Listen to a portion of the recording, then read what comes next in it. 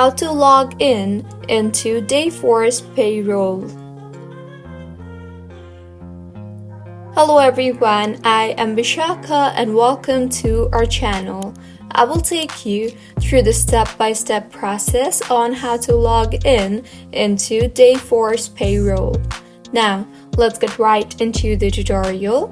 Firstly, go ahead and open your preferred browser and in the search bar, search for Dayforce Login and tap on the very first link you see there, that is dayforcehcm.com. You will then be led to the login portal of Dayforce. So, go ahead and fill in your login credentials.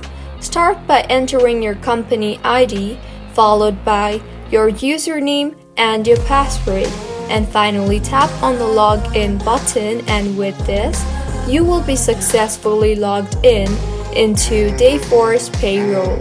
Also, just in case if you cannot access your account, then tap on the Can't Access Your Account option you see there and follow the on-screen instructions to recover your login credentials and log in further. So, this is how you can log in into Dayforce Payroll. If you find this tutorial helpful, please like the video and do comment if you have any queries.